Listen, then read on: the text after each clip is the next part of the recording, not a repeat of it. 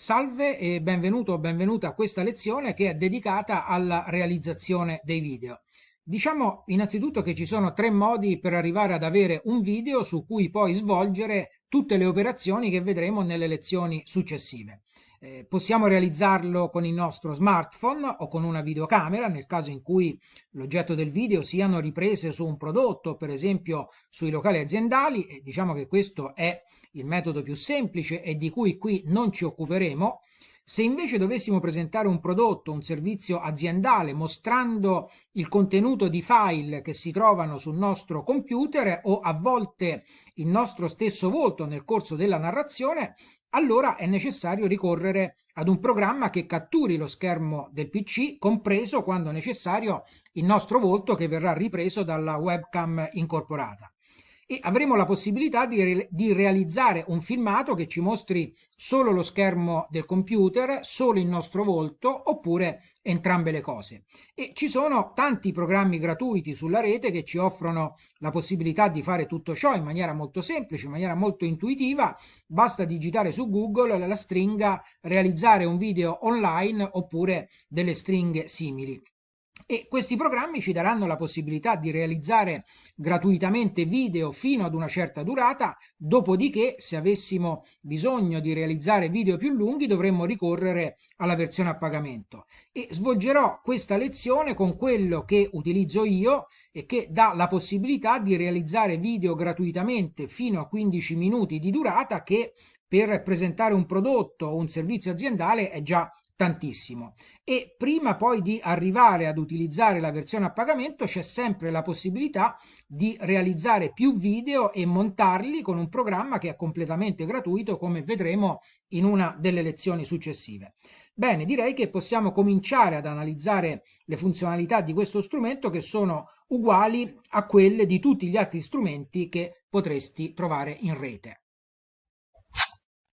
La prima cosa da fare è andare su Google per digitare il nome del sito su cui poi troveremo questo programma per registrare gratuitamente video fino a 15 minuti. Ti do qualche altro secondo di tempo perché anche tu possa raggiungere questo ambiente comodamente, e una volta raggiunta la pagina del motore di ricerca scriveremo questa parola chiave screencast, che appunto ci porterà su quel sito. Ti do anche in questo caso qualche altro secondo di tempo perché tu possa copiarla e scriverla e raggiungere subito questo ambiente dove troveremo il nostro strumento. Una volta digitata questa parola cliccheremo su invio, digiteremo invio e troveremo subito il sito dove trovare lo strumento. Quindi cliccheremo qui su inizia la registrazione e questo link ci porterà direttamente all'ambiente in cui possiamo subito iniziare le nostre registrazioni. La prima volta che cliccheremo su avvia la registrazione, ovviamente non avremo il programma già installato sul computer come io già ho, e quindi la prima volta ci chiederà semplicemente di installare questo programma. Cliccheremo su installa e alla fine su accetta le condizioni, quindi due passaggi semplici con cui appunto potremo installare subito questo programma. A questo punto, dopo aver cliccato su avvia registrazione, ci compariranno queste finestrine in cui potremo andare a settare, ad impostare quello che vogliamo fare. Quindi cliccando di default ci sarà schermo, quindi di default il programma registrerà quello che trova sullo schermo.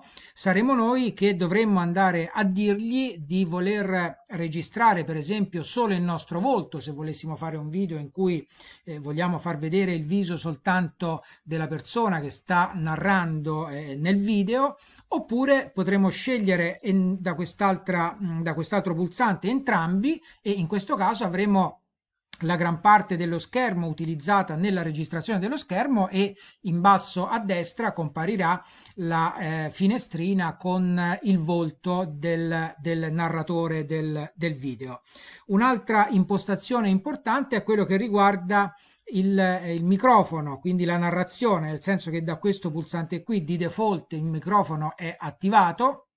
Oppure potremo andare a scegliere nessuna disattivando il microfono. Questo è particolarmente importante nel caso in cui, per esempio, dovessimo fare un video dove vogliamo registrare solo delle immagini per poi magari dopo, come vedremo in una lezione successiva, mettere sopra una musica a quel video, e quindi in questo caso sarà utile non avere nessun tipo di interferenza e quindi registrare tutto il video con il microfono spento, di modo che il microfono ovviamente non capti nessun suono circostante.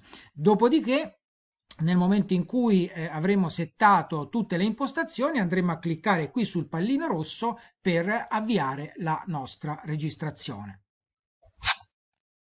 Adesso siamo in registrazione e il fatto di aver correttamente avviato questa operazione lo potremo verificare dalla parte in basso a sinistra del computer, dove questo software di registrazione avrà iniziato a far scorrere i secondi di durata del video. Ovviamente sia nel caso in cui avessimo scelto di registrare soltanto il video, sia in quello in cui avessimo invece optato per la soluzione di registrare sia il video che in basso a destra il volto del narratore, in questo caso, in entrambi i casi, ci potremo sempre spostare in qualsiasi ambiente del computer. Ecco, ora ci registrerebbe il nostro desktop, possiamo andare a cercare dei file da presentare all'interno del nostro computer, potremo andare anche su internet qualora durante la presentazione ci fosse la necessità di far vedere qualcosa da internet. Una volta completata la nostra registrazione, cliccheremo in basso a sinistra sul pallino rosso, cliccheremo su fatto e a quel punto andremo a salvare il nostro file .mp4 nell'ambiente o nella cartella in cui lo riterremo opportuno. Come hai potuto vedere, si tratta di operazioni molto semplici che ci hanno fatto realizzare il nostro video, che nella prossima lezione, con passaggi altrettanto semplici, andremo a tagliare al fine di avere il video definitivo per poi fare eventuali montaggi, conversioni, abbellimenti con l'inserimento di musiche, effetti e quant'altro per rendere il nostro prodotto il più comunicativo possibile. Ti aspetto alla prossima lezione. Ciao!